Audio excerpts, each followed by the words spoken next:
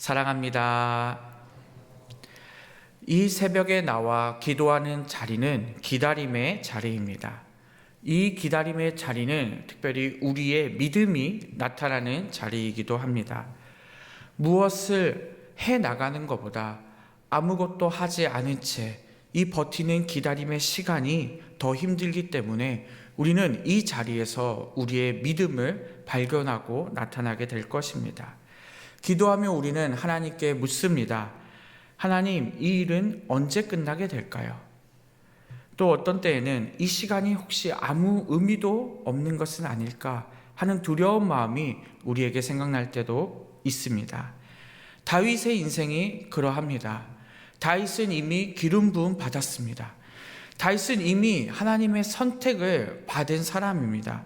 그러나 다윗이 살아가고 있는 현실은 광야였습니다. 사울에게 쫓기고 배신당하고 숨어 다녀야만 했습니다. 오늘 본문은 그 다윗이 기다림의 끝자락에서 벌어진 사건입니다. 이 말씀을 통해 우리의 기다림이 결코 헛되지 않은 믿음의 시간이 될 것이라는 확신을 얻는 새벽이 되었으면 좋겠습니다. 본문을 보면 전쟁이 끝난 후 아말렉 사람이 다윗에게 찾아와 오늘 말을 하는 장면이 나타납니다. 이 한마디는 다윗의 인생을 완전히 바꾸는 말입니다. 왜냐하면 평상시 기도했던 일들이 이루어졌기 때문입니다. 사울이 죽었다는 이 소식은 얼마나 이 다윗이 듣고 기뻐했겠습니까? 사람들의 눈으로 본다면 이제 다윗의 인생의 길은 열린 것입니다. 그래서 아말렉 사람은 더 계속 이야기합니다. 상황을 계산해서 말합니다. 사울이 자신에게 자신을 죽여달라고 요청했고 이 아말렉 사람은 그 자신이 사울을 죽였다고 말하고 있습니다. 이 말 속에 분명한 의도가 있습니다. 아말렉 사람은 이 순간이 너무나도 기뻤을 것입니다. 왜냐하면 사울이 죽었고 다윗이 왕이 될 것이라는 사실을 이미 이 아말렉 사람은 알고 있었기 때문입니다. 그래서 사울을 죽인 이 자신은 공이 자신한테 있고 또 다윗에게 받을 보상을 기대하며 이 자리에 서 있었을 것입니다. 하지만 다윗은 이 이야기를 듣고 기뻐하지 않습니다. 오히려 다윗은 이렇게 묻습니다.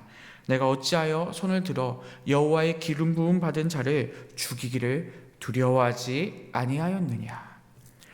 다윗은 자신의 끝없이 죽이려 했던 그 사울의 행동을 보지 않았습니다. 사울의 실패와 제약을 보지 않았습니다. 다윗은 하나님의 선택을 보고 있었습니다. 사울은 여전히 여호와의 기름 부은 자라는 사실을 다윗은 기억하고 있었습니다. 여기서 우리가 알 수 있는 것이 무엇입니까? 다윗의 믿음의 깊이입니다. 다윗은 사람의 기준으로 그 사람을 평가하지 않았습니다. 다윗은 자신의 감정으로 그 사울을 평가하지 않았습니다. 오직 하나님의 기준으로 그 사람을 보았습니다. 다윗은 분명히 알고 있었습니다.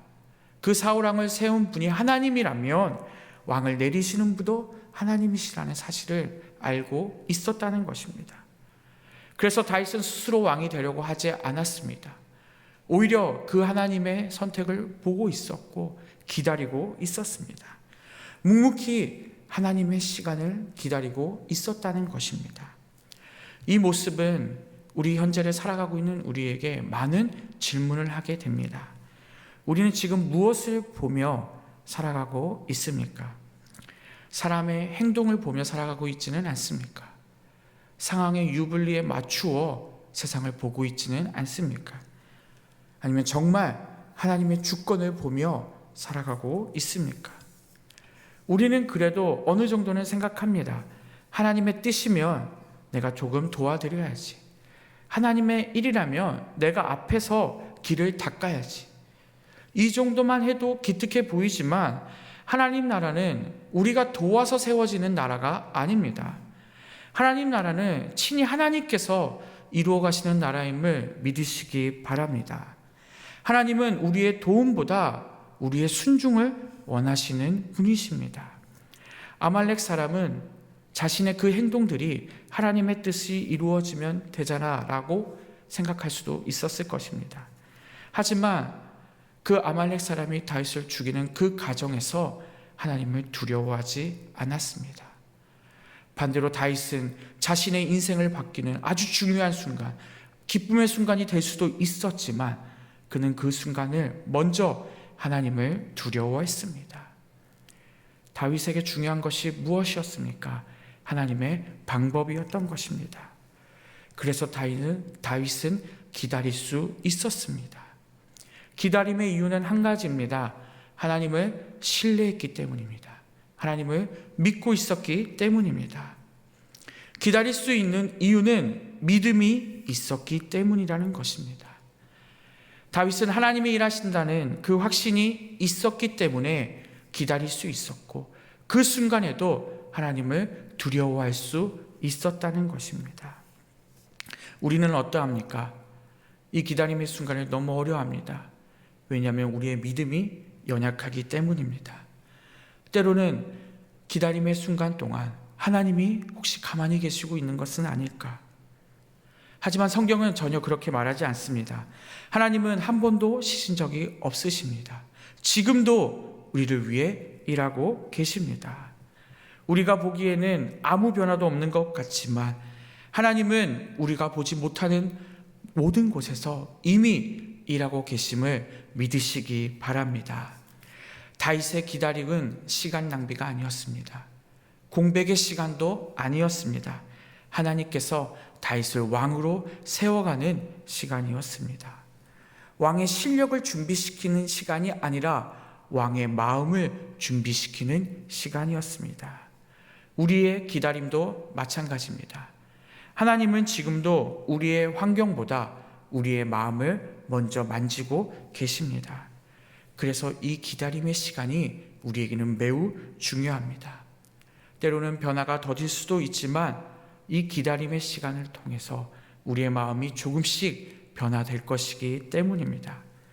내 교만이 꺾이고 고집이 꺾이고 그럴 때마다 우리는 더욱 하나님을 의지하며 이 기다림의 시간을 기다릴 수 있게 될 줄을 믿으시기 바랍니다.